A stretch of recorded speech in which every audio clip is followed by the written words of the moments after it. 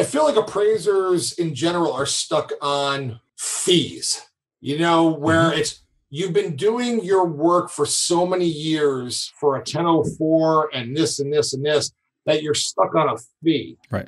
And through various other sources that I've been working with, I'm finding that it's not just about the fee, it's about what I'm making per hour.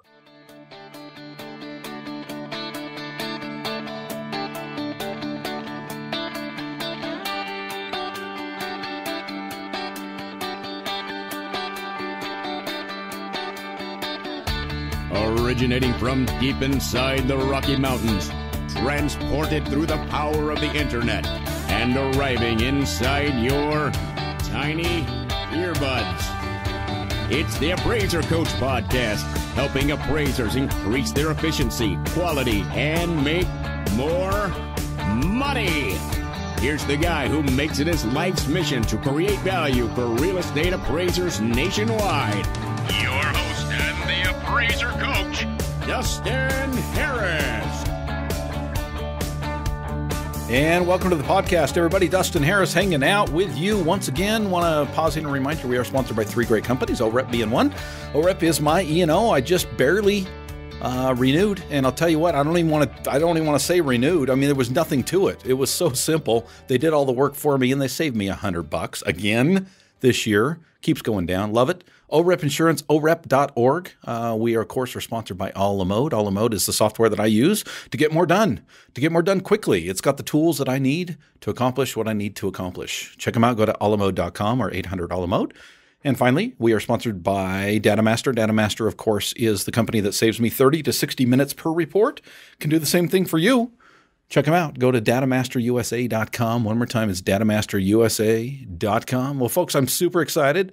One of my good friends, and I mean that, good friend of mine, and we communicate quite often off the air, but every once in a while we'd like to have a little communication on the air. You know him from the 100% Real Estate Appraiser group on Facebook. His name is Mr. Mark Skapinetz. Welcome back to the program, Mark. What's happening, boss man? Dude, I love it, man. I love getting on with you. And you know, right before we went on that, hey, this is a dirty little secret, Mark. You may or may not know this, but with every other guest I wouldn't call it an agenda, but I have at least an outline. I have an idea of what we're going to talk about. I send them a few sample questions that I might ask. You know, it's not a scripted thing in the sense that, you know, I'm going to say this and you say that, but at least we have an idea where we're going. I have no clue where this is going today, Mark. We never did. I think we learned that after the second or third time that things just, you could script them out with me, but it's a waste of time. Like they just kind of go on their own little way. Waste of time. Well, it's good to have you on the program. Like I say, no agenda here, but I love talking to you about what's going on. Let's first start with your group, your Facebook group. For those of you who are not on the Facebook group, Mark, tell them how they find it, how they get on it. And you're what, 2,200 members big now? Well, yeah, we just actually approached, I think, 2,230 plus members in the group. And these are all appraisers. I want to point that out. These are not real estate agents, AMCs. I mean, the group is named 100% Real Estate Appraisers for a reason. Well, yeah, I mean, the history of the group was I started it because there were so many other groups out there, and they had their own issues. They let their own people in. They did their own things. But when it came to what I was looking for, and my mind was, I wanted to give independent appraisers something to, you know, have of their own, and to be able to come in there and talk about things. I mean, yeah, when you're a staff appraiser or this or that, you have your people around you, but I mean, come on, let's face it. Most of us, if not all of us, you know, we work for ourselves, and yeah, we have some office staff, I don't, but we're going to work on that. But I'm working towards it. I know it. You are. You know, hey, the appraiser coach, his coaching sessions, they really make you think. There's a plug for you. There you go. Thanks, Mark. But it was just a place to start having conversations with independent appraisers. And I think I started it back in 2014, 15 or something like that. And now we got, you know, 2,230 members in there. And it's really nice to just see the camaraderie and see how people have come together. I mean, everybody says it's hard to herd appraisers. It's like herding cats. And obviously, A, we proved that wrong when we did the Appraiser Fest, and B, this group has proved it wrong because more and more people want to be involved in this group because A, I mean, and I'm going to toot my own horn here, I think it's the premier group to be in. But B, there's such a diverse group of people in there, whether you're, brand new or you've been in the industry for many years or you're part of AI or AGA or ASA. It really doesn't matter what you're part of. You're a part of this group for a reason, and that's A, to learn, to vent, to talk, and to figure things out. Yeah. And that's what I'm most proud of. And because of this group, some other groups have spawned off from it, and they've kind of like done their own little sectional groups, New England, Texas, some other areas. But all in all, the national group is the 100% appraiser group. And I think we've really, moved ourselves to the forefront of being, kind of like a powerhouse for information. And it's nice to see. It's really nice to see when you see these groups or these other people in other areas wanting to finally get together with other appraisers. Right, exactly. To talk and to share shop and to explain things and talk things. And that was one of my core values when I started it, is I wanted us to just get together on the same page. And here we are. Now you've got meetups in Florida, Texas, Jersey, here, there. I mean, there's people meeting up in casinos, to just have like a fun night of talking appraiser stuff. Yeah. That's pretty cool. I love it, man. Appraisers are getting out of their caves. Those who are not familiar with a group, Mark, can you kind of explain, I think most people are on Facebook, but for those that aren't, or those that are on Facebook, but they don't really understand the group thing, tell me how that works. Well, I mean, there's, obviously you can create your own group and do your own thing, but when you search for the 100% real estate appraisers group, you ask to join the group, and then I do what I do best, and that's my investigative work. Okay. I will sit there and if you're going to ask to join, there's 2 questions that you have to answer, your license number and who you work for or your company name. I take that to a higher level where I just don't look at that and just say, oh, you're automatically in. I go and I search your LinkedIn, I search your business, I search your name, I search your license number in the ASC. I do a little bit more creeper investigative.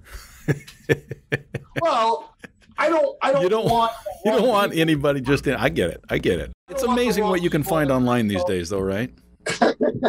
So I just do a little bit more to make sure that we have the right people in the group. The group is basically just everybody around that's a part of it, just talking about different topics. You can ask questions. You can vent about stuff. You can, sit there and offer your advice. If you're an expert in something, or even if you're not an expert, you can still offer your advice and comment on things. And I feel like that all the diversity that we have out there and all the different types of people and appraisers, good information. But at the same time, I feel like there's a lot of misinformation that goes on. Interesting. So you get some good information, but then you might get some bad information from people who don't understand this. Well, that's kind of up to you to kind of determine what's good, what's bad. But as this has gone on for the last couple of years, you and I were talking about this earlier before we got on here, is I had this great idea to start offering webinars for the group and get the right people in place to actually do some webinars to offer the right information on certain topics. And that's what I'm working on right now. A&L Software, which I know you use. Absolutely. And it's one of your sponsors. Yep. They will be doing a webinar with myself and another appraiser, just to kind of explain the product. It's kind of my way of giving back to the group since we've grown so much. Education is awesome, man. It's key. Mark, tell me what are they talking about on 100% right now? What's the hot topics? What's going on in the appraisal world? Information, misinformation, whatever. What are appraisers chatting about these days? It varies, but I think the one most constant topic is the hybrids, the desktops, these other third parties, out there doing inspections and not the appraiser themselves.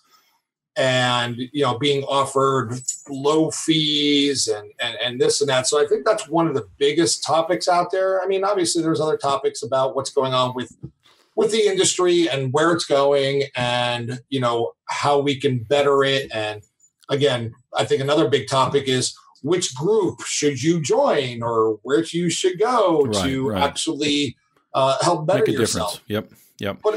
But primarily the biggest one right now that I see is this whole hybrid situation and this whole desktop situation. This won't air for a couple of weeks, Mark, so this will maybe be old news at this point. But just this morning, I got sent an article from Fannie Mae, and you've seen it. It is a new publication from Fannie Mae, and for lack of a better term, it was an endorsement of desktops, bifurcated products, hybrids.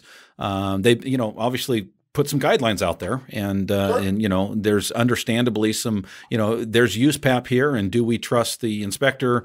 Is it somebody that we can hang a hat on? Is it factual data? That's a big thing.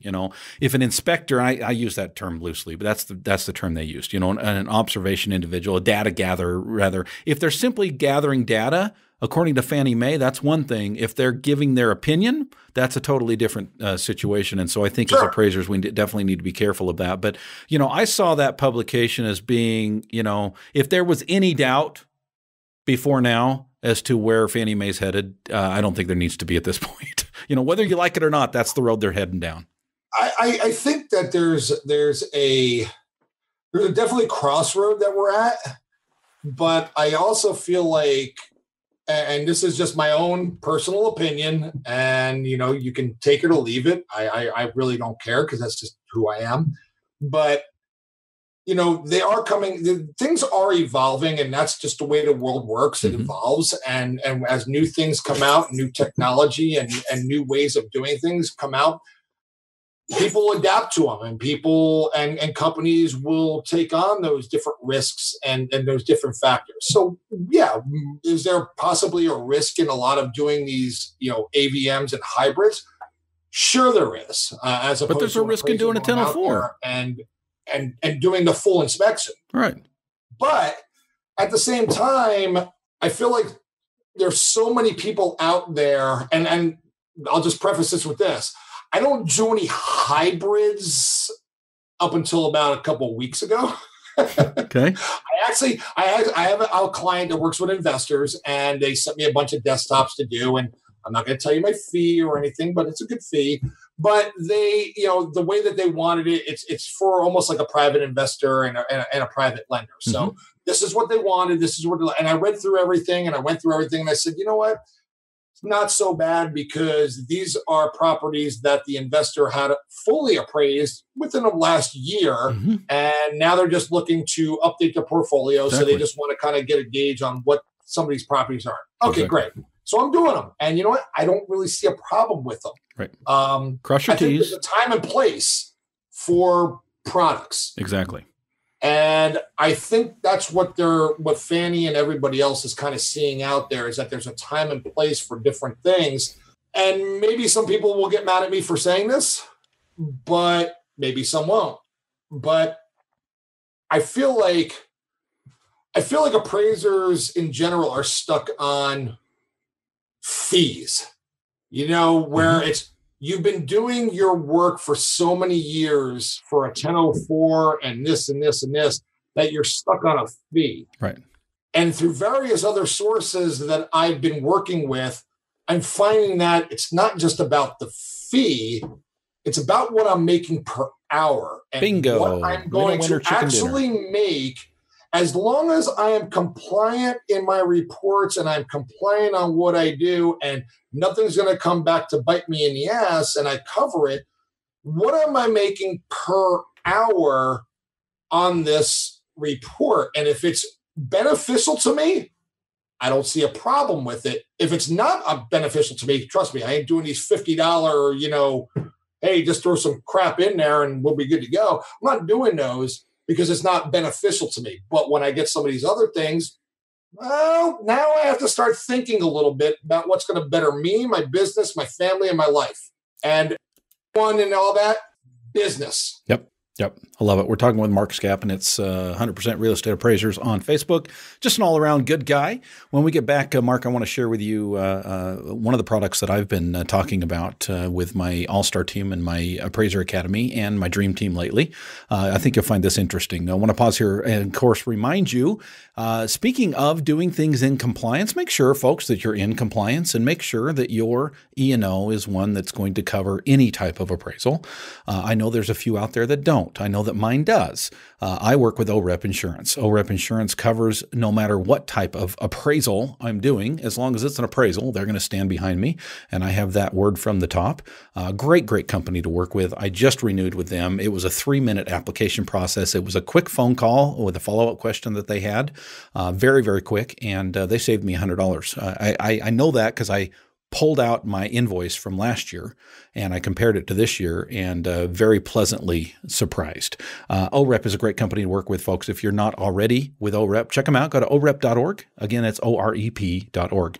We're sponsored by DataMaster. Just got off the phone actually with Rick of DataMaster here a few days ago. He's a great guy. An appraiser himself, has been for many, many years. He understands, speaks the language of appraisers. He and I had a great talk about what appraisers need and the process that he goes through to get compliance, if you will, with the boards that he works with across the country.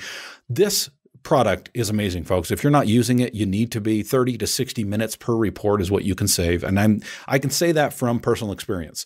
I just rounded off at about 45 minutes with all the data that they're able to put in from public records, from your MLS. It's a great product. Check them out. Go to datamasterusa.com. One more time, it's datamasterusa.com. Finally, we're sponsored by Alamode. Alamode is a company that I've been using for over 20 years, and I know there was a big change a couple of years ago. Everybody freaked out. It got bought out. Folks, I took a long, hard look at Alamode after that process, and I can tell you that I'm still here. And it's not just because they're a sponsor here. It's because I get the most value for my money. And that, as a business owner, Mark was talking about being a business owner, right? As a business owner, that means a lot to me. Reputation, longevity, and the tools that they allow me to use is incredible. For example, the ability to be able to do everything in the field, and I mean everything: my pictures, my notes, my sketch, my room placement, my work file. All of that data can be uploaded directly to the cloud, and that report can be started on before I even get back to the office. My staff is already downloading, working on that report before I have to sit in front of it. It's a great program. Check them out. Go to alamode.com or call them at 800-ALAMODE.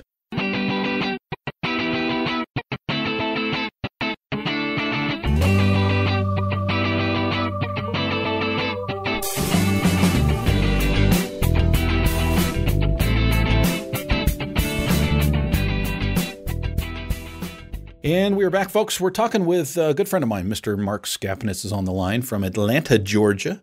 Welcome back, Mark. You talked about, you were talking about dollar per hour. You're talking about different products, and it's so interesting. You know, when an appraiser says, so what do you charge for an appraisal? You know, or maybe it's not even an appraiser. Somebody calls up on the phone and potential, non-lender business, for example. In fact, I got this call just last week. A friend of mine moved back into associate of mine from way back then. We used to be a part of the same organization. He remembered I did appraisals. He moved back into the area. He's looking at buying the house that he's renting. He called me. He says, I don't know for sure if the asking price is accurate. What do you charge for an appraisal? And you know what my answer was?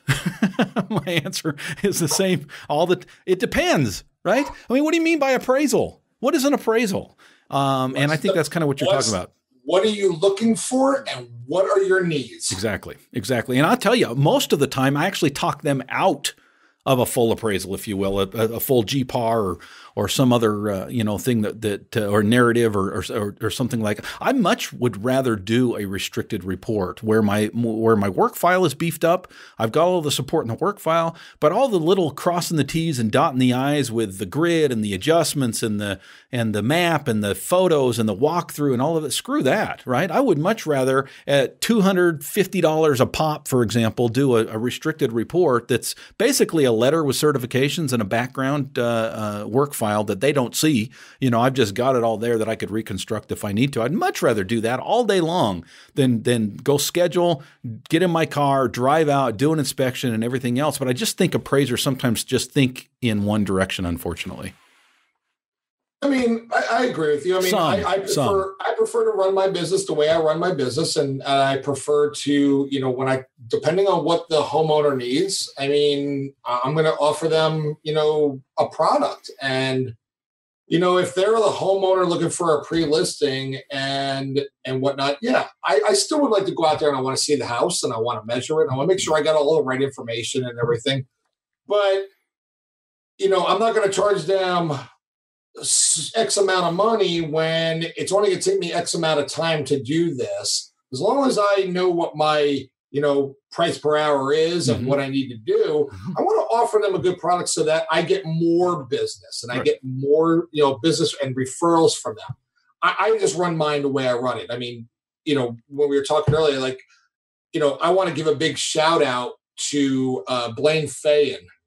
With his podcast as well. Excuse me. I don't want to rain on your parade because I love you so much more. Oh no, I'm absolutely no. I'm on board. I listen to Blaine every week because I just listened to his podcast today about wearing the appraisal hat and are you an appraiser? Well, I'm an appraiser in business, and it kind of really caught me off guard when he was explaining it because I'm not an appraiser 100% of the time. I'm an appraiser when I'm working for my business. Well, my business is up to me to make the right decisions in order to maximize my profitability and to maximize my efforts and to run it. And I'm learning all this stuff left and right. I always thought that I'm an appraiser no matter where I go. You'd be out at a bar or something. Hey, I'm an appraiser. I'm an appraiser.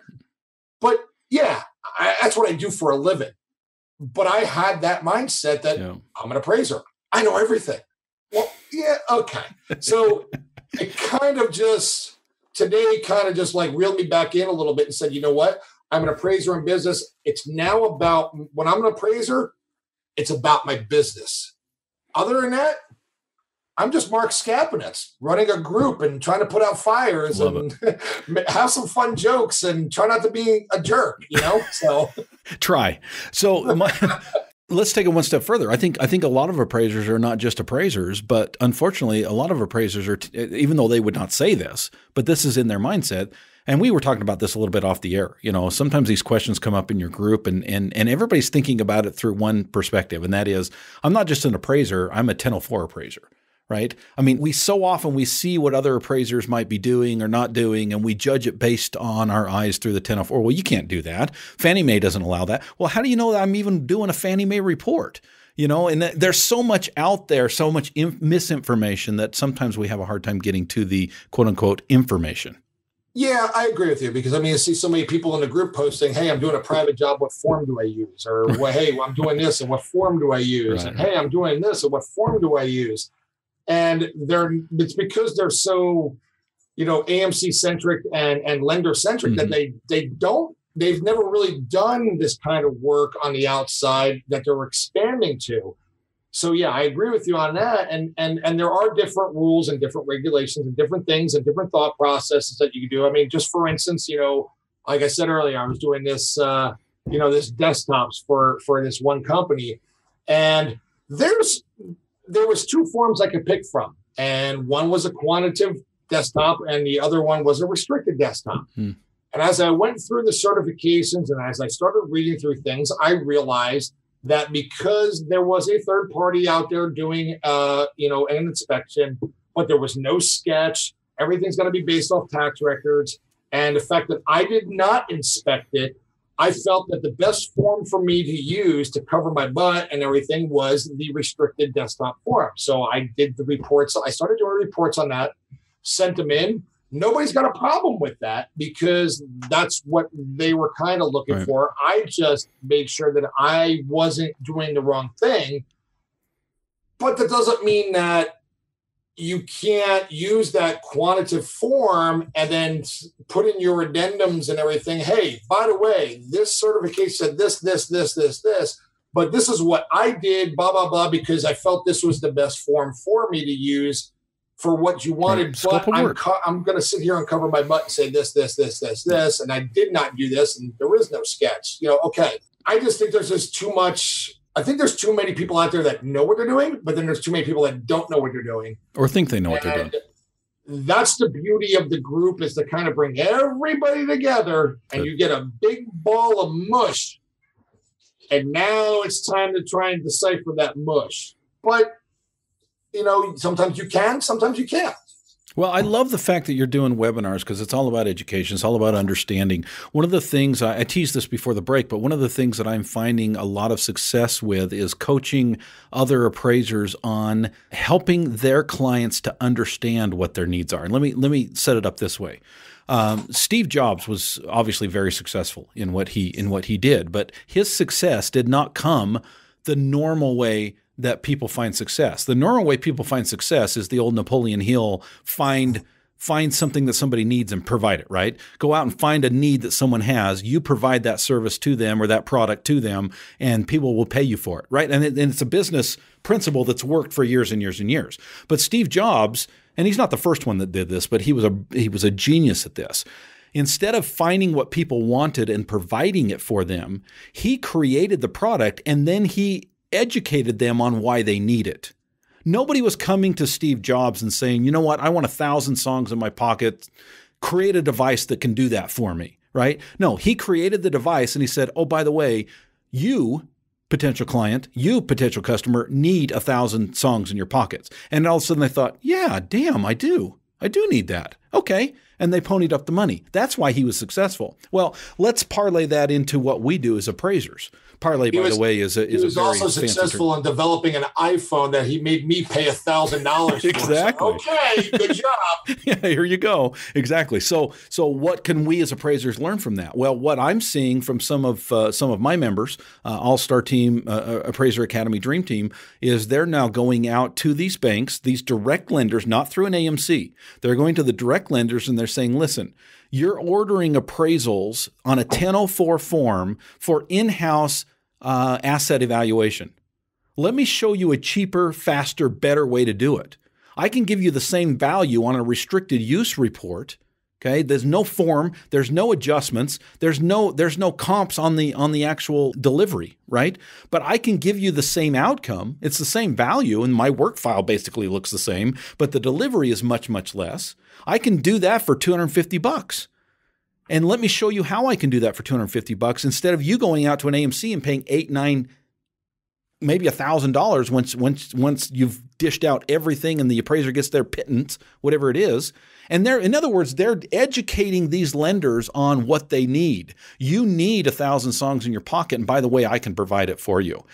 I love where appraisals go. I know a lot of people hate it. I know a lot of people don't like change, but I'll tell you, the opportunities that are now out there for appraisers to innovate is awesome to me. I agree with you. I mean, I think there's many opportunities. There's many different things going on. I think there's just such a resistance towards it because nobody's clear on anything. And one of the biggest things that's out there when you're listening to these alternative products is somebody's telling you that their state says it's non-compliant with USPAP. Somebody's telling you it is. Somebody's telling you it's not USPAP. Mm-hmm. And I think there's just so much misinformation out there that nobody can really understand what's USPAP compliant, what's not, what can you do, how can you do things, what product can you give. I mean, again, it goes back to the old school saying, the old appraiser thing. You can be USPAP compliant and write an appraisal sitting at the bar on a bar napkin. Yep. For somebody. Yep. Well, if you're capable of doing that, then I'm sure you're capable of being USPAP compliant doing other things. Yes, there might be a third party involved in an inspection. But here's the thing. There are a lot of AMCs out there developing their own products. I mean, again, I'm not anti-AMC, but I'm anti-bad AMC.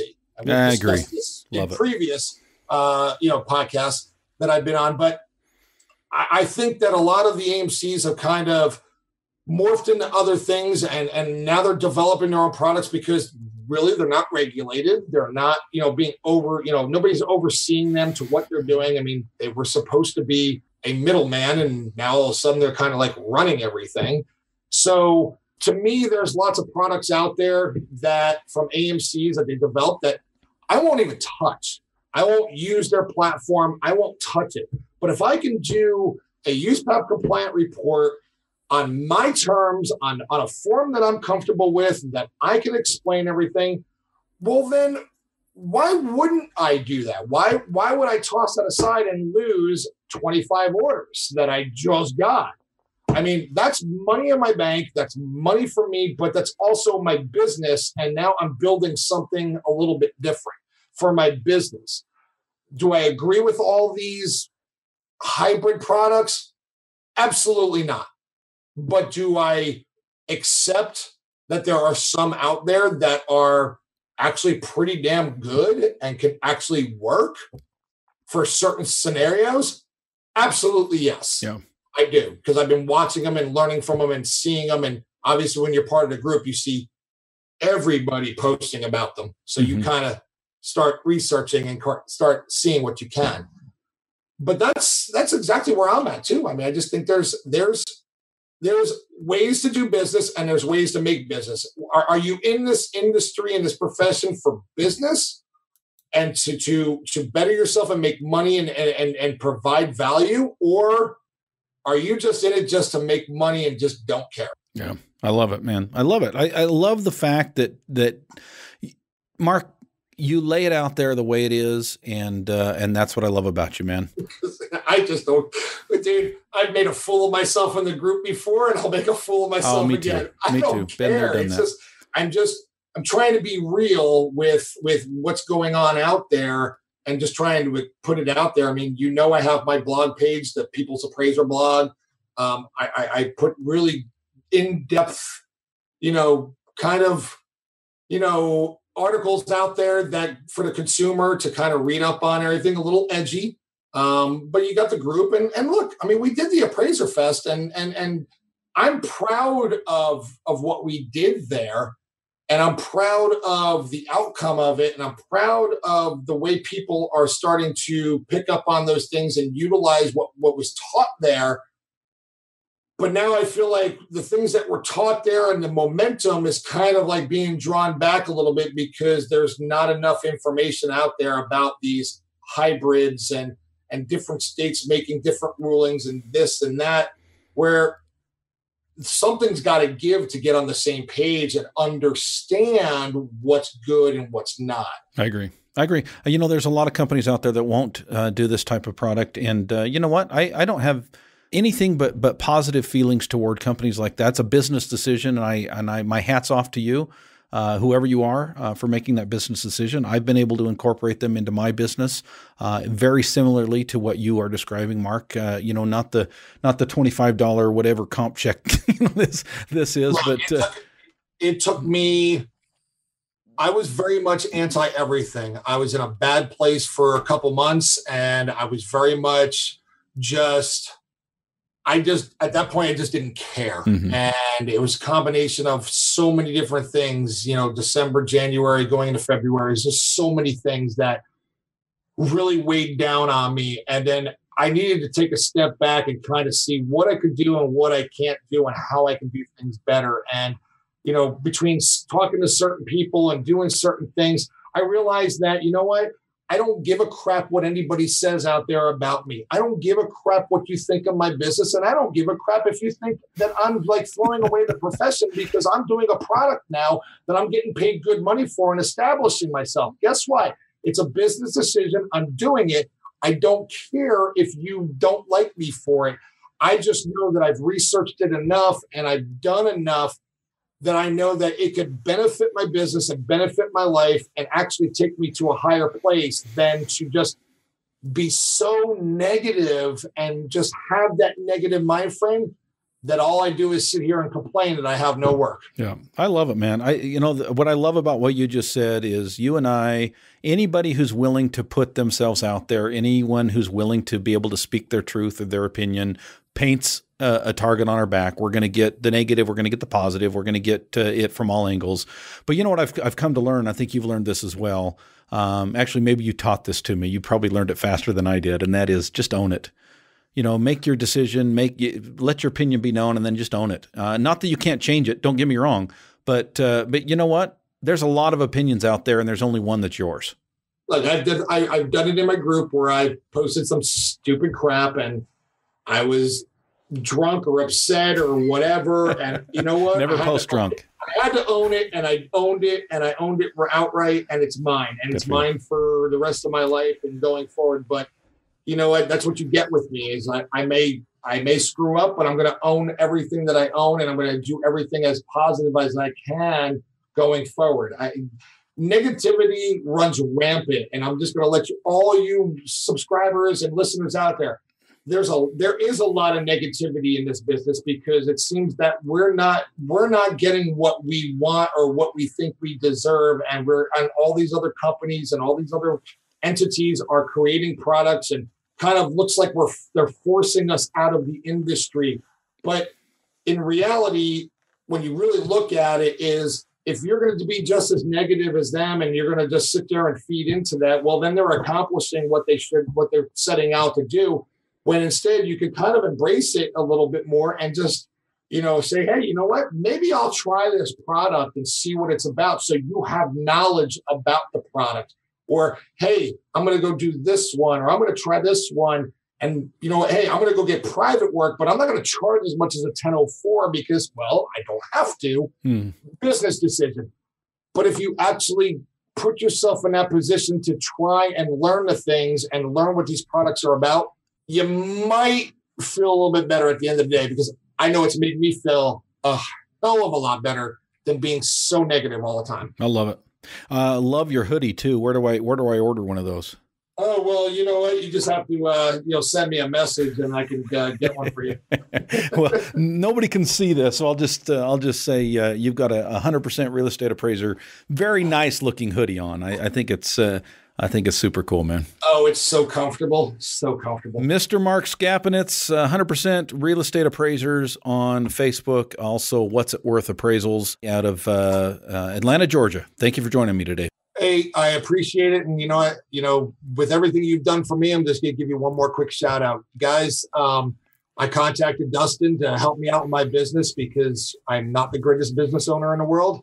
And there's lots of things that I'm learning throughout different aspects and different ways of doing things. And I've had one session with Dustin, and let me just tell you, it's made already a big impact on me. And no matter how you feel about Dustin or how you feel about what he puts out there in content, I highly suggest, taking one of his classes and learning from him a little bit, because it really does make a difference learning from somebody else who is successful and help somebody who is just a total dumbass sometimes. So I appreciate it. Mark, I'm blushing. Thank you, sir. That was very kind of you. Not asked for, but truly appreciated. I appreciate that. That was Mark Skapinetz, good friend of mine. Folks, if you're interested in personal coaching, I have been doing a lot of that lately. One-on-one coaching, helping appraiser business owners to become better appraiser business owners. Just reach out to me. You can find me on my website, and there's a coaching tab there. We'll tell you a little bit more of how you get in on that. So would love for you to join us. Also, we talked a lot about alternative valuations and webinars. I love that Mark's doing webinars. I did one recently with two individuals that really know a lot about this type of thing, Ernie Durbin and Tim Anderson.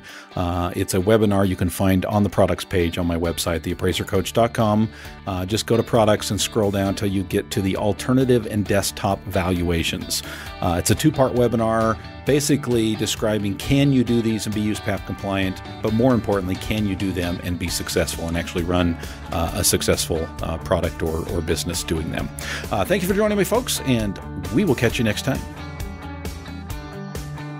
You've been listening to the Appraiser Coach podcast with Dustin Harris. If you like what you hear, please give us a 5-star rating and post a short review on iTunes. For more in-depth insider information on how you can make more money as a real estate appraiser, visit theappraisercoach.com and sign up for the All-Star team today. Thanks for joining us. And now, get out there and create some value. Hey, pause here for a second, Mark. I'm getting feedback, and I've got to hold this one. I've got the. If I don't touch it, I'm fine. Hold on a second. Stop touching it. Okay, I'm done. I don't hear any buzzing. Okay.